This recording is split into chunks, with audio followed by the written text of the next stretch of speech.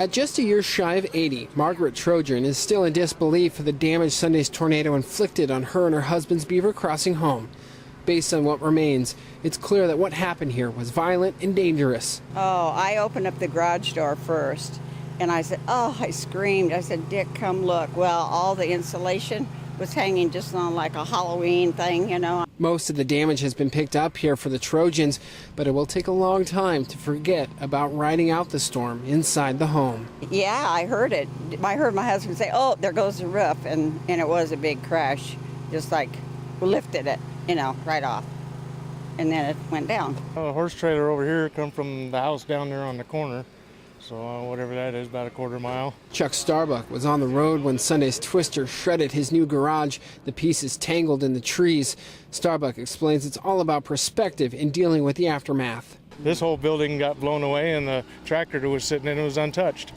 You know, the pickup that was sitting in front of the building rolled over it and destroyed it. You know, you never know. Today, emergency managers tell me the focus is clearing debris from the roads that were too crowded earlier. Now, big machinery is hard at work, all with the goal to make room for power companies to get in and work on restoring electricity. The homeowner needs to work with an electrician, and then the electrician will talk to the power company and say, this house is ready to go, and then they'll turn the power on. To say Beaver Crossing is resilient would be a cliche, but that still doesn't mean that Sunday's storm isn't taking a toll where we can't see. But it's just a lot of, you know, a lot of cleanup and a lot of heartaches. I've got numerous injured parties in courtroom 6. It sounds like something straight out of a movie. An active shooter opens fire at a local courthouse, hitting about a dozen people in the process. He or she is on the loose and nowhere to be found. Let's go. Turn left. It's the type of situation folks at the Sarpy County Sheriff's Office hope they never have to deal with, but they need to be ready. The more we train, the better prepared that we are. So in these scenarios, you're going to find actors that are shot, injured. You're going to find equipment like guns and protection. All the stuff they use in a real life situation. You may be asking yourself, all this work for just practice? We try to put as much stress on the officers as possible so that they know how their body reacts in a stressful situation.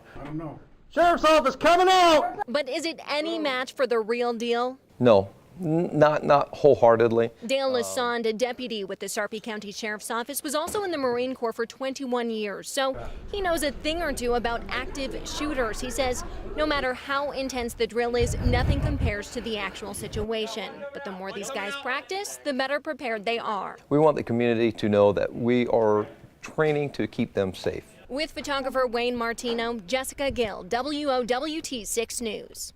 The Omahawks have been flying model airplanes for years. Now they're dealing with something new in the sky. Drones are becoming more popular with radio-controlled pilots, but the hobbyists say these machines are nothing new. It's been kind of an interesting phenomenon. What most people think of as drones have been around for quite a while. Hobbyists have been putting cameras on RC airplanes and taking pictures with them for decades. The Omahawks started their club in 1952. The 130 members fly all sizes of model airplanes and helicopters. And now the club is making room for drones. Here, they fly them safely and responsibly. They've been getting a lot of press because, like any piece of technology, it can be misused. You know, you can use a golf ball to play a game on a park, or you can use a golf ball to hit car windshields with. It just depends on who's swinging the club. Roland Lyons has been flying model planes for 15 years. Now he's picked up a new model to fly. And when drones came out, it was just a little easier to fly and a lot more relaxing, and a lot of fun. The remote control pilots say the drones are just like model airplanes. The pilots who use them have to use common sense. With photographer Wayne Martino, John Chapman, WOWT 6 News. Firefighters are forced to attack the flames from on top of the building after a fear of the roof collapsing. John and Mallory, with it being the beginning of December, now's the time many people are busy trying to prepare for the holidays. So let the Salvation Army's Tree of Lights, located here at the corner of 90th and West Dodge, serve as a reminder that not everyone will have a Christmas celebration to attend this year, and that anything you can find it in your hearts to give certainly helps. Head to our website, that's WOWT.com, for more information on how to give. With photographer Wayne Martino, I'm Jessica Gill, WOWT 6 News. What should I tell the elves that you would like? Caden Clark may seem a little shy, but when it comes to meeting Santa, you can't hold him back. Caden was diagnosed with autism 3 years ago. It means seeing Santa at the mall can be difficult. We can't go to the mall. The lines, the lights, the sounds, he isn't.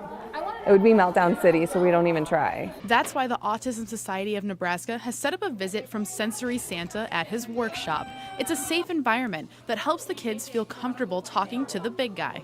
And the really best part of it is finding out for myself that the autistic kids are more the same than they are different. And to make every child's visit with Santa as memorable as possible, they're given a step-by-step guide as to what's going to happen today. It's called a sensory story. On top of that, they're also given a cute little checklist. That way the kids can go through and see exactly what's going to happen today. Like playing with trains, making a craft, and sending a letter to the real Santa. It all leads up to finding out if you were nice enough this year for him to bring you presents. So far, we're not having to load a single lump of coal this year. And that's music to these kids' ears. Santa tells us that what turned out to be a great day for Caden is the best day for Santa.